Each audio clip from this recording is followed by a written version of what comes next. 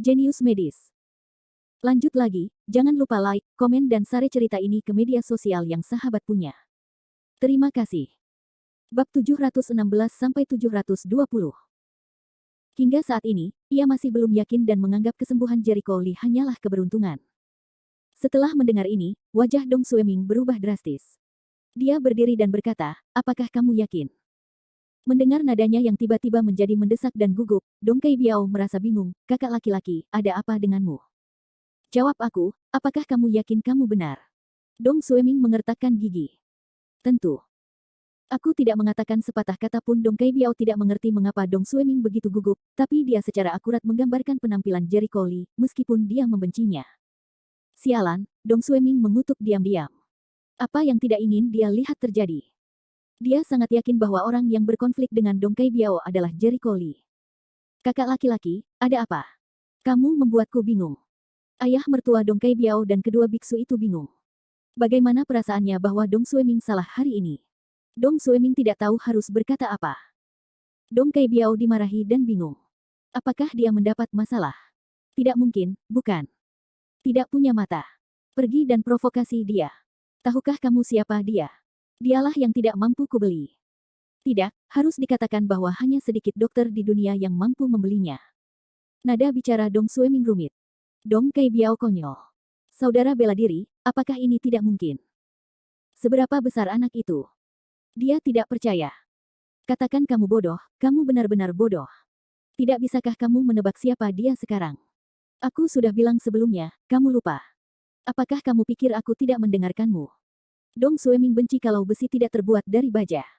Dia hampir marah pada adik laki-lakinya yang bodoh. Dong Kai Biao tertegun. Setelah sekian lama, dia akhirnya pulih. Sebuah ide terlintas di kepalanya yang kosong. Tiba-tiba, dia dipukul oleh guntur dan membuka mulutnya lebar-lebar. Dia apakah itu Jericho Lee? Siapa lagi yang ada di sana selain dia? Apakah kamu tidak menonton berita? Saya menelepon beberapa hari yang lalu untuk mengingatkan Anda bahwa dia mewakili kemenangan pengobatan tradisional Tiongkok atas obat flu. Anda bahkan tidak menonton berita sebesar itu. Jika Dong Kai Biao membaca sedikit berita, dia tidak akan mengenali Jericho Lee. Bagaimanapun, ini adalah sensasi nasional. Namun, Dong Sueming lupa bahwa Dong Kai Biao memandang rendah TCM dari lubuk hatinya dan berpikir bahwa TCM adalah penipuan. Oleh karena itu, meskipun dia mengingatkannya, Dong Kai Biao tidak mau memperhatikan berita terkait TCM. Pengobatan tradisional Tiongkok adalah penipuan. Mengapa saya harus memperhatikan berita? Dong Kai Biao mendengus mencemooh. Kamu. Bahkan sekarang, kamu masih mengatakan hal-hal bodoh seperti itu. Dong Sue begitu terkenal hingga wajahnya berubah menjadi hijau. Sudah lama saya katakan kepada Anda bahwa pengobatan tradisional Tiongkok bukanlah sebuah tipuan. Ini adalah harta yang ditinggalkan oleh nenek moyang kita. Sekarang negara ini telah lama menganjurkan pengembangan pengobatan tradisional Tiongkok. Hanya orang yang berpikiran pendek seperti Anda akan menolaknya dan berpikir bahwa pengobatan tradisional Tiongkok adalah penipuan. Jika pengobatan tradisional Tiongkok tidak curang, mengapa pengobatan Barat tidak mengakuinya? Mengapa masyarakat Barat pada umumnya tidak menyetujui pengobatan tradisional Tiongkok? Dong Kai Biao mengangkat lehernya tinggi-tinggi dan memiliki wajah yang sangat masuk akal. Ya. Kalau begitu katakan padaku, mengapa rumah sakit di Amerika menggunakan akupuntur untuk anestesi? Mengapa akupuntur? Mengapa tim olahraga menggunakan akupuntur dan bekam? Balas Dong Sueming. Aku. Dong Kai Biao terhenti. Saya tidak tahu. Berita Anda sudah lama ketinggalan zaman. Siapa yang memberitahu Anda bahwa masyarakat Barat tidak menerima TCM? Anda salah. Mereka hanya mengakui pengobatan tradisional Tiongkok. Mereka tidak mengakui TCM karena murah dan efisien. Dan nyaman. Ini adalah kabar baik bagi pasien, tetapi bagi perusahaan farmasi, rumah sakit yang ingin mendapat untung besar, mereka paling membencinya. Jangan bilang bahwa Anda sudah lama berada di rumah sakit afiliasi kedua di Beijing, kamu tidak mengerti itu. Dalam pengobatan tradisional Tiongkok, 1 jarum dan 3 jari dapat menyembuhkan penyakit. Bagi para pengobatan Barat yang ingin mendapat untung besar, itu hanyalah musuh alami. Hanya dengan melakukan segala kemungkinan untuk mendiskreditkan pengobatan tradisional Tiongkok dan membuat semua orang tidak mempercayainya, kita dapat mempromosikan pengobatan Barat secara terbuka, dan kemudian menyebutnya sebagai kemajuan pengobatan, ilmu pengetahuan dan teknologi canggih, dan memungut biaya pengobatan yang tinggi dari pasien dalam sebuah cara yang terbuka dan terbuka. Pasien juga dengan bodohnya berpikir bahwa mereka melakukan tawar-menawar yang besar, padahal sebenarnya menghabiskan lebih banyak uang. Dong Kai Biao secara alami memahami kebenaran ini. Saat ini, semakin efektif dan murahnya obat-obatan, semua jenis perusahaan farmasi berusaha menghindari produksinya. Karena kalau terlalu efektif, tidak baik mereka menghasilkan uang. Tetapi itu tidak membuktikan bahwa TCM efektif. Teori pengobatan Tiongkok itu adalah metafisika. Dong Kai Biao masih bertarung dengan binatang yang terperangkap, dan bebek yang mati memiliki lidah yang keras. Menurutku kamu bukan hanya keras kepala, kamu bahkan lupa niat pertamamu menjadi dokter pemula. Untuk apa kamu belajar kedokteran? Itu untuk menyembuhkan yang sakit dan menyelamatkan yang terluka. Ini bukan tentang benar atau salah. Untuk pasien, keterampilan medis yang dapat menyembuhkan orang adalah keterampilan medis yang baik. Anda telah lama meletakkan kereta di depan kuda, mengkhawatirkan benar dan salah. Dong Sueming tidak memberikan muka untuk menegur, terlebih lagi, untuk dokter, pembelajaran tanpa henti, memperbarui pengetahuan medis mereka secara tepat waktu adalah cara yang benar. Saya beritahu Anda bahwa ada banyak teori pengobatan tradisional Tiongkok yang mirip dengan metafisika, tetapi Anda tidak memahaminya. Hanya saja ilmu pengetahuan dan teknologi belum berkembang ke arah itu. Buktikan sepenuhnya. Tapi vitalitasnya sudah terbukti ada. Istilah akademisnya interstitium. Tahukah kamu? Dong Kai Biao bingung, interstisial. Dia belum pernah mendengar kata itu. Padahal, kata tersebut termasuk dalam penemuan baru di bidang kedokteran baru-baru ini, yang dikenal sebagai organ tubuh manusia terbesar. Faktanya, untuk pengobatan tradisional Tiongkok, hal ini telah ditemukan ribuan tahun yang lalu, namun baru belakangan ini metode ilmiah modern digunakan untuk membuktikan keberadaannya, memberi nama, dan merangkumnya secara sistematis. Kenapa diam? Dong Sueming bersenandung dingin, biarkan kamu memperhatikan berita medis, kamu tidak memperhatikannya. Menurutmu keterampilan medismu tidak cukup, bukan? Jika kamu benar-benar memiliki keterampilan medis yang cukup, bagaimana mungkin kamu tidak melakukannya? Menyembuhkan epilepsi akibat reaksi alergi hari ini. Wajah Dong Kai Biao memerah dalam sekejap.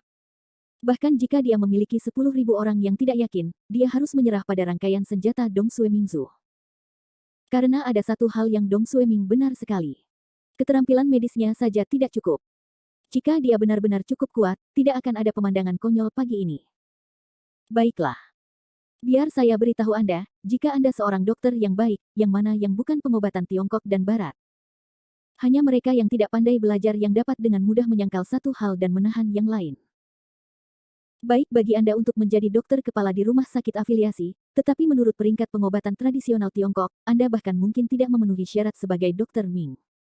Dong Sueming dengan dingin mencela, memiliki semacam keinginan untuk mencekik orang. Bab 717 Mingi. Dong Kai Biao sedikit bingung. Melihat kamu tidak bisa berbicara dalam waktu yang lama, aku tahu kamu tidak mempercayai apa yang aku katakan sebelumnya. Seperti yang aku katakan sebelumnya, ada tingkatan yang ketat dalam pengobatan tradisional Tiongkok. Sertifikat kualifikasi dapat dikatakan sebagai pengobatan tradisional Tiongkok, setara dengan pengobatan Barat tingkat umum. Pengobatan tradisional Tiongkok di atas adalah pengobatan Ming, yang harus lulus sertifikasi Asosiasi Pengobatan Tradisional Tiongkok dan menyembuhkan setidaknya 10 jenis penyakit yang sulit. Dan berbagai penyakit sebelum memenuhi syarat untuk menjadi pengobatan Ming. Ada 3 atau 400 dokter di seluruh Tiongkok. Sangat sedikit. Dong Kai Biao tidak dapat mempercayainya. Menurutmu apa itu Tianyi? Siapa yang bisa menjadi dokter alami sesuka hati? Dong Sueming bersenandung dingin, apakah Anda kenal ahli berwibawa di bidang jantung dan paru-paru, Yao Heihuan dan mereka? Saya tahu. Tidak banyak orang yang setenar dia, tapi Yao Heihuan sangat kuat dan memiliki reputasi internasional yang hebat. Sebutkan Yao Heihuan, nada suara Dong Kai Biao masih sangat dihormati. Namun, detik berikutnya, perkataan Dong Sueming membuatnya konyol. Apakah menurutmu Yao Heihuan sangat kuat? Menurut klasifikasi pengobatan tradisional Tiongkok, ia baru saja mencapai tingkat pengobatan alami di bidang jantung dan paru-paru, dan bahkan mungkin belum mencapainya. Apa? Bukankah itu mungkin? Dong Kai Biao langsung melompat. Yao Heihuan begitu kuat sehingga dia enggan menilai kualifikasi Tianyi. Tianyi adalah seorang dokter terkenal di Tiongkok. Misalnya, He Longyan, Presiden Rumah Sakit Pengobatan Tradisional Tiongkok, lulus ujian Tianyi belum lama ini. Kalau tidak, menurut Anda kualifikasi apa yang dimilikinya untuk menjadi Presiden Rumah Sakit Pengobatan Tradisional Tiongkok? Dong Sueming menegur dengan dingin, misalkan Anda adalah Presiden Rumah Sakit Afiliasi kedua di Beijing. Dia baru lulus ujian Tianyi selama beberapa tahun. Jika tidak ada kandidat lain di rumah sakit afiliasi, atau dengan kemampuannya yang baru lulus ujian Tianyi, posisi presiden akan menjadi gilirannya. Tianyi sudah menjadi dokter terkenal. Tentu saja, bukan berarti seorang dokter terkenal bisa menjadi seorang Tianyi. Namun, Tianyi harus memiliki level dan kekuatan yang solid. Tidak mudah untuk melewati batasan Mingyi. Mingyi harus menyembuhkan 10 jenis penyakit yang sulit dan rumit, sedangkan Tianyi harus menyembuhkan lebih dari satu jenis masalah kesehatan setidaknya di tingkat provinsi atau bahkan di tingkat nasional, atau mampu mengemukakan pendapat terobosan dalam beberapa masalah medis di seluruh dunia. Untuk membantu menyelesaikannya dengan sukses. Ambang batas tersebut berarti jumlah dokter alam sangat sedikit. Saudara laki-laki itu, apakah kamu juga seorang dokter surgawi? Dong Kai Biao akhirnya tercerahkan. Tidak. Dong Sueming menghela nafas dalam-dalam, meskipun saya telah mempelajari pengobatan tradisional Tiongkok, sudah terlambat bagi saya untuk memahaminya. Saya selalu berakar pada pengobatan barat, dan saya pikir itu semua adalah keterampilan yang luar biasa kecuali pengobatan barat. Sudah terlambat bagi saya untuk mempelajarinya. Sadarilah bahwa jika saya ingin mencapai prestasi dalam bidang kedokteran dalam hidup ini, saya harus berusaha keras, dan baik pengobatan Tiongkok maupun barat harus mencoba-cobanya. Sederhananya, Dong Sueming memiliki pencapaian yang mendalam di bidang barat. Obat dan mempunyai kekuatan untuk bersaing dengan obat alami, namun hanya sebatas persaingan. Dia jauh lebih lemah dalam pengobatan tradisional Tiongkok. Ia ingin membandingkan dengan para pengobatan alami yang mahir dalam pengobatan Tiongkok dan barat. Dengan cara ini, keterampilan medisnya tidak sebaik He Longyan. Meskipun He Longyan tidak lulus ujian Tianyi untuk waktu yang lama, dia adalah seorang Tianyi yang diakui. Dibandingkan dengan dia, yang tidak dikenali, dia sama sekali bukan orang yang memiliki kelas. Wajah Dong Kai Biao berubah drastis. Dalam kesannya, Dong Sueming terkenal di bidang medis. Dia juga dihormati. Tapi sekarang Dong Sueming mengatakan bahwa keterampilan medisnya mungkin tidak mencapai tingkat pengobatan alami. Kamu bercanda. Luar biasa kan? Hehe, itu hanya karena kamu tidak tahu banyak. Dong Sueming menghela nafas dalam-dalam, pengobatan alami bukanlah akhir dari pengobatan tradisional Tiongkok. Di atas pengobatan surgawi, ada obat suci. Hanya ada 12 dokter suci di Tiongkok, dan masing-masing dari mereka berada di puncak eksistensi. Ada beberapa orang yang mungkin belum pernah Anda dengar, tetapi ada satu yang pasti pernah Anda dengar. Siapa? Chang Xuande. Dokter suci yang telah menyembuhkan halusinasi aktor, masalah medis di seluruh dunia. Apa? Dong Kai Biao hampir pingsan. Dia juga tahu tentang halusinasi aktor, yang merupakan penyakit yang tidak dapat diatasi oleh banyak tim medis internasional. Itu telah lama terdaftar sebagai masalah medis di seluruh dunia. Pada awalnya, ia juga mengambil kesempatan untuk mencoba mentalitas, untuk menghubungi halusinasi aktor berikutnya. Untuk pertama kalinya, dia mengetahui betapa buruk dan sulitnya permasalahan medis di dunia ini. Apakah penyakit seperti itu benar-benar bisa disembuhkan? Siapa yang bisa menyembuhkan penyakit itu? Dong Kai Biao tidak dapat mempercayainya. Itulah dokter suci. Ada lebih dari 1 miliar orang di Tiongkok, dan ada 12 di antaranya. Dong Sueming berulang kali mengingatkan, mereka telah lama berada di daftar teratas. Hasil pengobatan halusinasi aktor, sudah lama diadopsi di 2 jurnal besar, Alam dan Sains. Bahkan Lancet, jurnal kedokteran, sudah menerbitkan banyak laporan. Kamu masih belum tahu. Bodoh sekali, beritanya diblokir. Dong Kai Biao bahkan lebih bodoh lagi. Sebagai seorang dokter, tentu ia mengetahui bobot majalah seperti Lancet yang merupakan majalah resmi di bidang kedokteran. Hasil publikasinya cukup memberikan dampak signifikan di bidang medis. Sedangkan untuk Nature dan Science, keduanya merupakan 2 majalah teratas di distrik pertama. Tingkat kesulitan untuk dipilih dan memenangkan hadiah Nobel juga sama. Golum. Dong Kai Biao menelan ludahnya. Untuk pertama kalinya, dia berhadapan dengan pengobatan tradisional Tiongkok dan menyadari keterbatasan pikirannya. Jangan khawatir. Akan kuberitahukan padamu sekarang. Salah satu orang yang menyembuhkan halusinasi aktor adalah Jericho Lee. Bagaimana perasaanmu? Dong Sueming tiba-tiba melemparkan bom yang berat. Dong Kai Biao langsung melompat, apa? Tidak mungkin. Bagaimana dia bisa menyembuhkan masalah medis sedunia itu? Dia tidak percaya Jericho Lee, seorang dokter pengobatan muda Tiongkok, bisa disembuhkan. Kamu adalah katak di dalam sumur. Sudah kubilang, dia lulus pemeriksaan kesehatan Ming beberapa hari yang lalu. Dan semuanya lulus dengan nilai penuh. Bentak Dong Sueming. Klik. Dong Kai Biao merasa dia akan pingsan. Apa yang dia dengar? Jericho Lee telah lulus pemeriksaan kesehatan Ming. Ini konyol. Saya baru saja mengirimi Anda tanda tangan majalah Nature edisi terbaru. Buka mata Anda dan lihat baik-baik. Itu saja. Saya peringatkan, jika Anda berani memprovokasi dia lagi, saya tidak akan memiliki Anda. Jika dia mau memindahkanmu, bahkan aku tidak bisa melindungimu. Dengan itu, Dong Sueming menutup telepon. Wajah Dong Kai Biao menjadi kacau. Dia berpikir, apakah Dong Sueming sengaja melebih-lebihkan? Apakah ini serius? Dia tidak berpikir begitu. Kemudian dia membuka kotak surat SMS yang berisi gambar MMS. Ketika dia membuka gambar dan melihat tanda tangan di bawah, dia disambar petir, dan seluruh orang menjadi membatu. Bab 718 muncul. Ponselnya tergelincir dan jatuh ke tanah. Butuh lebih dari 10 menit baginya untuk pulih dari gelombang laut yang ganas. Tenggorokannya bergulung dengan susah payah dan dia terus menelan. Ini, bagaimana mungkin? Monster macam apa yang dia provokasi? Kejahatan. Apakah ini masih manusia? Selain keterkejutannya, dia langsung merasakan ketakutan dan kegelisahan yang belum pernah terjadi sebelumnya. Dia ingat ketika dia pergi sebelumnya, dia mengancam Jericho Lee untuk membalas dendam. Jika Jericho Lee bersikeras melakukan ini, bukankah dia sudah mati? Semakin Dong Kai Biao memikirkannya, semakin dia takut. Dia khawatir jika Jericho Lee datang kepadanya untuk membalas dendam, dia akan mati. Faktanya, dia terlalu banyak berpikir.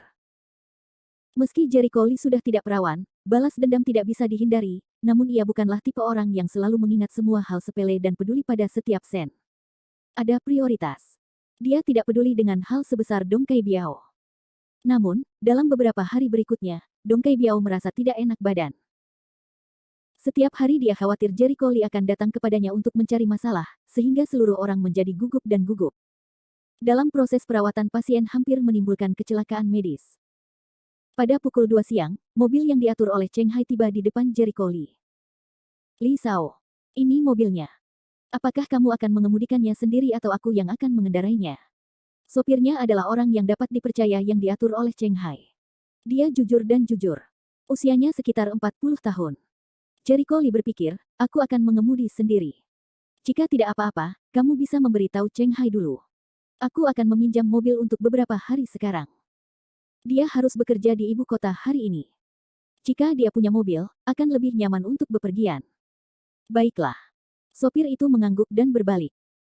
Jericho Lee naik mobil, menyalakan mobil dan melaju menuju bandara. Ibu kotanya sangat besar sehingga tidak bisa keluar kota dalam 2 jam. Untungnya, saat ini bukan jam sibuk. Jumlah mobil di jalan lebih sedikit. Jericho Lee berkendara selama 1,5 jam dan akhirnya sampai di bandara. Halo. Apakah kamu di sini, Kingsway? Aku baru saja turun dari pesawat dan segera keluar. Apakah kamu di luar bandara sekarang? Suara Zai Kingsway datang dari telepon. Yah, itu di alun-alun dekat gerbang. Apakah kamu melihat Bentley hitam ketika kamu keluar? Tunggu. Zai Kingsway menarik ekornya yang panjang. Terdengar suara menyeret koper di telepon. Setelah beberapa saat, dia keluar dari bandara dan pergi ke alun-alun gerbang untuk mencari bolak-balik di tengah kerumunan. Kenapa kamu tidak melihat siapapun? Aku melihatmu. Jika kamu mengambil beberapa langkah ke kiri, kamu dapat melihatku. Jericho Lee melihat seorang gadis berpakaian hijau tua dari kejauhan dan mengenali Zai Kingsway. Zai Kingsway berbelok ke kiri. Setelah berjalan sekitar 5 atau 6 meter, dia melihat Jericho Lee melambai padanya dan berlari ke arahnya sambil tersenyum. Aku menemukanmu. Aku tidak melihatmu tadi. Aku sedikit bingung. Masuk ke dalam mobil, Jericho Lee memasukkan kembali ponselnya ke dalam sakunya. Zai Kingsway memandang mobil di belakangnya dengan heran, apakah kamu membeli mobil itu? Meminjamnya. Meskipun dia mampu membeli mobil apapun sekarang, dia tidak memilikinya. Oh, tapi aku cukup berani untuk meminjam mobil bagus darimu, kata Zai Kingsway sambil menekuk alisnya dan memasukkan kopernya ke bagasi mobil dan duduk di kursi co-driver. Mobil melaju dengan cepat dan melaju ke jalur jembatan. Zai Kingsway menggeliat dan menguap, aku sangat lelah. Aku tahu aku sangat lelah di pesawat, jadi aku tidak akan datang ke ibu kota. Mengapa kamu tidak datang, ayah? Jericho Lee menggelengkan kepalanya dan tertawa. Zai Kingsway berkata, bukannya saya harus mendapatkan informasinya, ini informasi pemeriksaan beberapa pasien.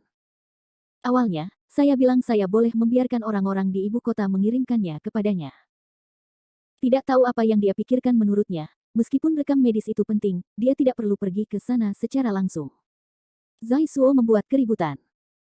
Terlebih lagi, media komunikasi sudah sangat berkembang sehingga banyak rumah sakit yang mengirimkan informasi secara langsung melalui jaringan. Rekam medis dapat dikirim melalui internet. Namun Zai Suo menolak, bersikeras agar dia datang ke ibu kota untuk mengambil rekam medis secara langsung, dan dia tidak mengerti alasannya. Mungkin informasi yang diinginkan ayahmu sangat istimewa. Pada levelnya, kasus kontak tentu tidak biasa, dan wajar saja jika merasa tidak nyaman dengan orang lain. Jericho Lee bisa mengerti kenapa Zai Suo begitu gugup. Bagi siapapun, yang paling dipercaya selalu adalah dirinya sendiri, diikuti oleh orang-orang terdekat di sekitarnya. Dan Zai Suo, yang berdiri di puncak bidang pengobatan tradisional Tiongkok, seringkali memiliki segalanya. Ciri-ciri jenius, sangat ketat dalam segala hal, dan mengejar kesempurnaan dalam detail. Sangat mudah bagi orang lain untuk mengirim rekam medis, tetapi jika terjadi kesalahan di jalan, Zai Suo tidak dapat menanggungnya. Biarkan Zai Qingsui mengambilnya sendiri, Zai Suo juga mempercayai putrinya, berani yakin, berani memberikan tugas penting yang harus dilakukan putrinya. Yah, Zai Qingsui tahu bahwa dia benar. Dia tidak bisa memahami ayahnya dengan lebih baik. Dia tergila-gila pada obat-obatan. Dia membenci apapun yang akan mempengaruhi latihannya. Ngomong-ngomong, di rumah sakit mana rekam medisnya ingin kamu dapatkan? Jericho Lee tiba-tiba bertanya. Jika saya ingat dengan benar, ini adalah rumah sakit orang kedua. Seharusnya di distrik Tongcheng. Rumah sakit orang kedua. Saya ingat rumah sakit itu seharusnya berada di dekat rumah sakit afiliasi kedua. Bukankah jauh? Jericho Lee mengenang bahwa dia telah berjalan-jalan di sekitar cabang ibu kota perusahaan Rende beberapa kali dalam beberapa hari terakhir, dan kebetulan itu terjadi. Rumah sakit orang kedua tidak jauh. Ya. Saya baru pernah ke sini sekali atau dua kali sebelumnya. Saya sudah lupa. Kebetulan Anda tahu jalannya, dan saya lega. Jericho Lee mengangguk, tapi sekarang sudah jam 4. Aku khawatir ini jam 6 ketika aku kembali ke kota. Aku tepat pada jam sibuk. Jalanan akan sangat padat. Diperkirakan rumah sakit harus pulang kerja. Kamu tidak bisa sampai informasinya. Jika Anda tidak bisa mendapatkannya, pergilah besok. Pergi ke pusat kota dulu dan cari tempat untuk beristirahat. Saya sangat lelah setelah penerbangan seharian. Zai Qingsui tidak terburu-buru untuk mendapatkan catatan medis. Jericho Lee tertawa, bagus. Pergi ke pusat kota dulu. Zai Qingsui, bagaimanapun juga, tidak bisa dibandingkan dengan dia. Dia adalah seorang praktisi seni bela diri dan selalu energi. Zai Qingsui tidak sama. Wanita dilahirkan dengan fisik yang buruk. Setelah 5 atau 6 jam penerbangan, mereka pasti lelah setelah menempuh perjalanan jauh. Pukul 7 malam, setelah 1 jam macet, mereka akhirnya sampai di distrik Tongcheng dengan selamat. Wah! Suara pengereman yang cepat terdengar, Jericho Lee membuka pintu, ini dia. Zai Qingsui membuka matanya dengan bingung dan menoleh untuk melihat hotel di dekatnya. Apakah kamu tinggal di sini akhir-akhir ini? Bab 719. Kalau kamu tidak tinggal di sini, mau tinggal di mana lagi? Pasti ada tempat menginapkan. Turun dan buka kamar di sini. Kamu bisa tinggal di sini selama 2 hari. Letaknya tidak terlalu jauh dari rumah orang kedua. Rumah sakit. Zai Qingsui keluar dari mobil dan menarik napas dalam-dalam. Dia merasa pikirannya yang bingung sudah cukup jernih. Dia menguap dan pergi ke hotel. Jericho Lee mengeluarkan bagasi dari bagasi, menutup pintu dan mengikuti. Setelah memasuki rumah sakit, Zai Qingsui membuka kamar dengan kartu identitasnya. Begitu dia memasuki kamar, Zai Qingsui jatuh di samping tempat tidur. Tidak. Apakah kamu akan tidur seperti ini? Kenapa kamu tidak mandi? Jericho Lee sedikit terdiam. Dia dulu menganggap Zai Qingsui sebagai orang yang pemalu, muda, dan lincah. Namun, melihat dia begitu ceroboh sekarang, dia ragu apakah dia melihat orang yang salah sebelumnya. Saya sangat lelah sehingga saya tidak ingin bangun, gumam Zai Qingsui. Jika menurutmu kamu tidak bau, kamu tidur seperti ini. Jericho Lee tidak berdaya. Begitu kata-kata ini keluar, Zai Qingsui langsung meledakkan rambutnya. Dia melompat, kamu bau. Bisakah kamu bicara? Aku sedikit berkeringat hari ini. Bagaimana bisa bau? Mata putih Jericho Lee terangkat. Meski sudah lewat musim panas, ini baru musim gugur, dan suhu masih relatif tinggi. Itu adalah orang yang berkeringat sepanjang hari dan berbau busuk. Dia mengakui bahwa dia sedikit jelek, tetapi dia mengira Zai Qingsui adalah seorang wanita, jadi dia tidak ingin menjadi bijak. Bersenandung. Zai Qingsui sangat kesal dan berkata dengan marah, kamu keluar, aku ingin mandi. Oh. Apakah kamu tidak tidur saja? Jericho Lee merasa geli. Zai Qingsui memelototinya dengan tajam, kamu sangat marah sampai kamu tidak bisa tidur sama sekali, dan kamu masih tidur sebentar. Ya, ya. Kamu benar, kata Jericho Lee tak berdaya. Dia menyerahkan kopernya ke depan, lalu berbalik untuk keluar kamar dan menutup pintu. Kamarnya, yang berada di lantai yang sama dengan kamar Zai Qingsui, dipisahkan oleh dua kamar, sehingga jika ada yang tidak beres dengan Zai Qingsui, dia dapat menanganinya tepat waktu. Kembali ke kamar, Jericho Lee hanya membereskan dan berbaring di tempat tidur sambil memikirkan berbagai hal. Setengah jam kemudian, pintu tiba-tiba diketuk. Dong dong dong. Suara itu mengganggu pikiran Jericho Lee, dia tertegun, siapa? Ini aku. Aku ada hubungannya denganmu, kata Zai Qingsui di luar pintu. Klik. Begitu Jericho Lee membuka pintu, dia melihat Zai Qingsui berdiri di luar pintu. Rambutnya tergerai. Dia baru saja mengeringkannya dengan pengering rambut dan terlihat sedikit berantakan. Gaun putih, pakaian santai, biarkan dia terlihat temperamen murni, hembusan wajah halus bisa pecah, kulit halus putih dan merah, membuat orang di depan cerah. Apa masalahnya? Apakah kamu bebas sekarang? Tangan Zai Qingsui membelai rambutnya, dan nadanya sedikit cemas. Ya, ada apa? Jericho Lee berkedip. Aku baru saja mandi dan berganti pakaian, tiba-tiba aku menemukan beberapa pakaian yang kubawa kotor. Kalau kamu mencucinya sekarang, besok kamu tidak punya waktu untuk mengeringkannya. Aku akan membeli beberapa pakaian. Apakah kamu punya waktu untuk menemaniku? Zai Qingsui bertanya dengan mata besar. Jericho Lee tertegun sejenak dan berkata, kamu akan memintaku menjadi kuli, bukan? Pantas saja gadis yang meninggal itu begitu antusias dan tidak punya apa-apa untuk ditawarkan. Dia bisa jadi pengkhianat atau pencuri. Dia menemani Zai Qingsui membeli pakaian. Jangan katakan apakah orang lain akan salah mengira bahwa dia adalah pacar Zai Qingsui. Ketika dia pergi, dia akan dijadikan mesin kartu atau kuli yang membawa tas besar dan kecil. Sejujurnya, Jericho Lee tidak mau melakukan kerja keras seperti ini. Hal paling membosankan yang dia rasakan adalah pergi berbelanja dengan wanita. Tapi siapa yang menyuruhnya mengenal Zai Qingsui? Jika dia tidak pergi, saya tidak tahu bagaimana menyalahkannya. Hihi, kamu mau berangkat atau tidak? Zai Qingsui menjulurkan lidahnya dan bertingkah genit. Bolehkah aku punya pilihan? Jericho Lee memutar matanya. Dia tidak ingin pergi, tapi dia harus memenuhi syarat untuk menolak. Jika Zai Qingsui keluar sendirian dan dalam bahaya, Chang Xuande akan menyalahkannya setelahnya. Itu janji. Ayo pergi. Dengan itu, Zai Qingsui menariknya keluar. Jericho Lee tidak punya pilihan selain menutup pintu dan turun. Mereka naik bus dan sampai ke jalan komersial terdekat, di mana terdapat pusat perbelanjaan besar, beberapa di antaranya dikhususkan untuk berjualan pakaian. Ke dalam mall, hingga ke lantai 3. Umumnya, ketika seorang wanita masuk ke dalam mall, dia harus bersemangat dan berbelanja demi toko. Dia tidak merasa lelah setelah seharian beraktivitas. Berbelanja. Bagaimana Jericho Lee bisa menanggungnya? Dia tidak punya waktu untuk menulis dan langsung pergi ke bagian pakaian wanita di lantai 3. Zai Qingsui memikirkannya dan langsung pergi ke toko pakaian besar. Mata Jericho Lee menyapu area pakaian wanita. Tiba-tiba dia tertegun dan menghentikan Zai Qingsui, tunggu sebentar, pergi ke sana. Zai Qingsui tidak terlalu memikirkannya, jadi dia segera mengikuti toko jarinya. Saat ini, kebetulan ada seorang pelayan di toko itu, yaitu Su Ting, teman sekelas SMA yang ditemui Jericho Lee pagi ini. Su Ting juga memperhatikan Jericho Lee saat ini, dan yang lainnya masuk ke dalam toko, dan langsung mengacungkan jempolnya. Dia tidak bodoh. Gaji Su Ting bukan hanya gaji pokok mikroblok, tapi juga komisi penjualan pakaian. Menurut merek dan harga bajunya, jika dijual akan mendapat komisi mulai dari 10% sampai 50%. Semakin mahal bajunya maka komisinya semakin tinggi. Meskipun Su Ting menganggap Jericho Lee tidak punya pekerjaan sekarang, apakah seorang freelancer, dan tentunya tidak punya uang, dia juga menggurui bisnisnya ketika dia datang ke toko ini, jadi dia merawatnya dengan baik. Jericho Lee, siapa ini? Pacar Anda? Su Ting mendatangi Jericho Lee dan bertanya dengan hati-hati. Tidak, jangan bicara omong kosong, Jericho Lee menggelengkan kepalanya. Bukan pacarmu. Su Ting Leng, lelaki umum yang membeli pakaian dengan seorang wanita, bukan laki-laki dan teman wanita. Bagaimana situasi Jericho Lee? Apakah dia bersamamu?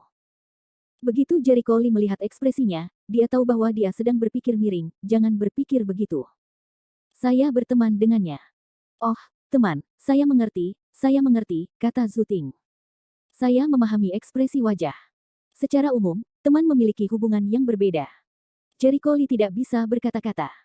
Semakin dia menjelaskan, semakin gelap dia. Titik. Lupakan saja, dia terlalu malas untuk menjelaskan. Aku tidak mau bicara denganmu lagi. Cobalah untuk memilih beberapa pakaian untuknya. Harga tidak menjadi masalah. Dia mampu membelinya, benarkah? Su Ting memandang Zai Qingsui dengan curiga. Menurutnya temperamen Zai Qingsui sangat tidak biasa, dan pakaiannya juga merupakan merek ternama. Dia berpikir, keluarga kaya yang manakah itu? Tentu saja, sungguh, aku tidak mengolok-olokmu, kata Zai Suo. Sebagai seorang dokter suci, apakah putrinya akan kekurangan uang? Menertawakan. Su Ting menunjukkan ekspresi pengertian, jadi dia bisa menjual daftar yang bagus hari ini. Dia mendatangi Zai Qingsui sambil tersenyum dan bertanya dengan sopan dan hangat, Nona, pakaian apa yang Anda butuhkan? Dia tidak menanyakan harganya, karena kebanyakan orang kaya membeli pakaian untuk melihat bagus atau tidaknya, dan mereka sama sekali tidak peduli dengan harganya.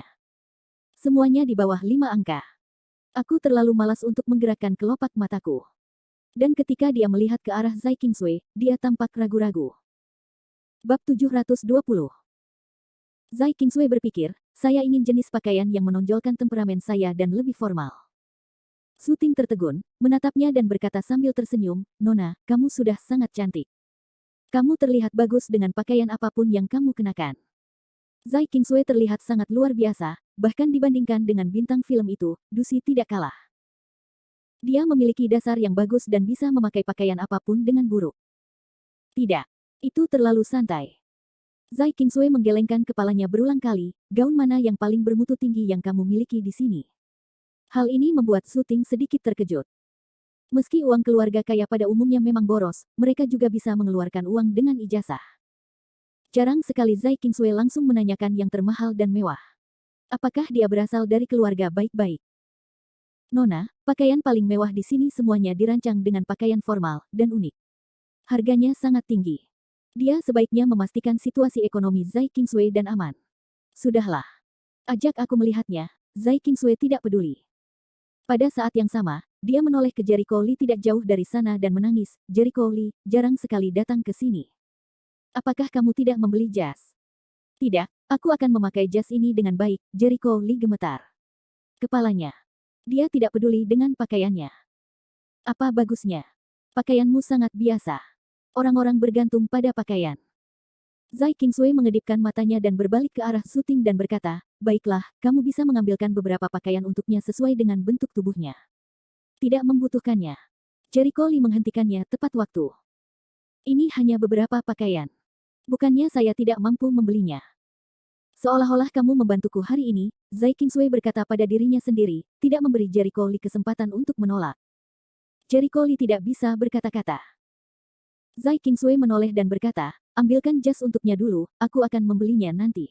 Oke, tidak masalah. Su Ting sangat terkejut. Dia sangat ingin tahu tentang hubungan antara Zai Qingsui dan Jericho Lee. Bagaimana mereka bisa terlihat begitu dekat? Bukankah Jericho Lee baru saja mengatakan bahwa dia dan Zai Qingsui hanya teman biasa? Teman biasa, bisakah kamu menghabiskan begitu banyak uang? Kamu tahu, ada ratusan pakaian termurah di sini, dan ribuan setelan apapun. Su Ting melirik pakaian pria yang tergantung di sekelilingnya, kamu hanya punya Armani dan Saint Laurent ini, apakah kamu tidak punya yang lain? Baiklah, jika kamu membutuhkan pakaian merek lain, kamu bisa pergi ke konter lain untuk mendapatkannya. Katakan saja, dan aku akan mencarikannya untukmu. Su Ting menjawab sambil tersenyum. Yah, kamu bisa membawanya langsung dan mencoba membeli yang lebih baik. Jangan membuat merek yang berantakan. Sepertinya tidak ada nilai sama sekali. Percepat, oke, tidak masalah. Saya akan segera membawanya ke sana. Zai Qingsui beristirahat di kursi dan menyapa Jericho Lee. Tokonya sangat besar sehingga dia bisa melihat Jericho Lee sepenuhnya. Dia bisa mendengar apa yang sedang terjadi.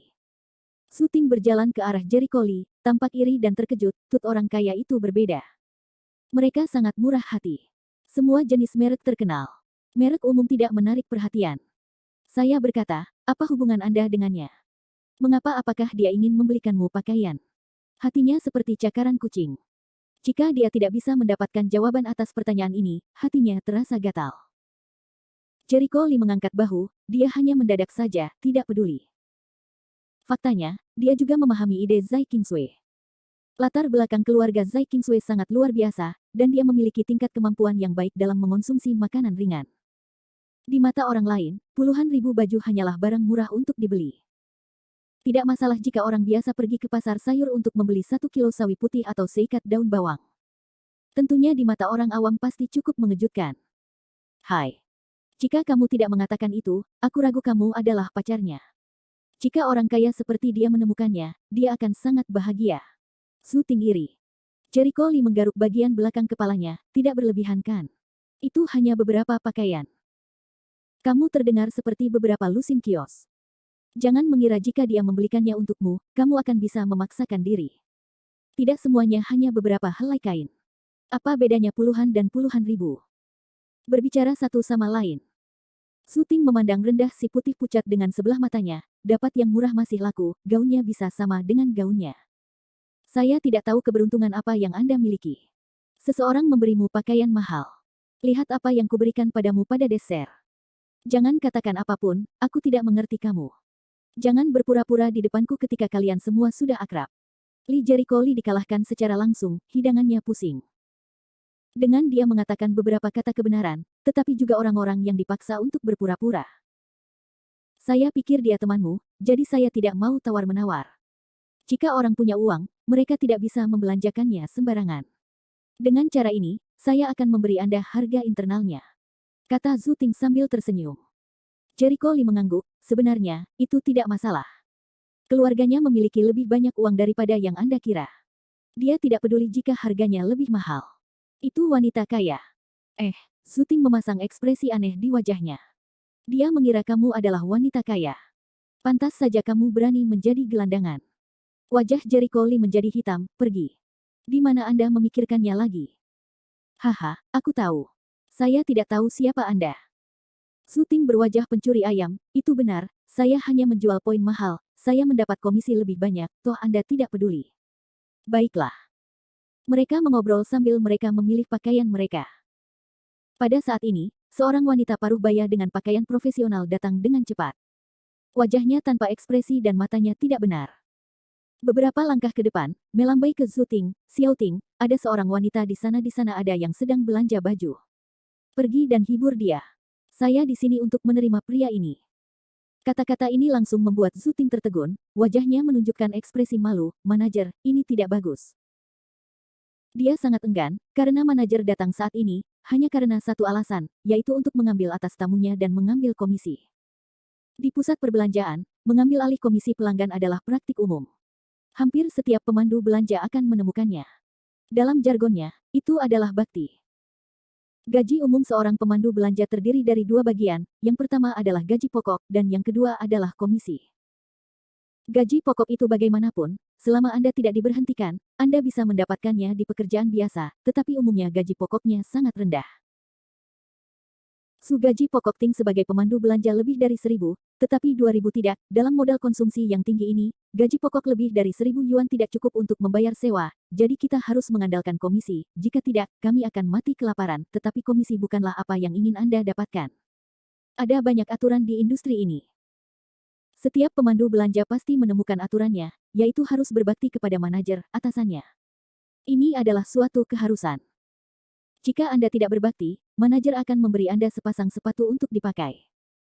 Jika Anda tidak menyukai mata Anda dan membuat masalah bagi Anda tidak akan dapat melakukan pekerjaan Anda.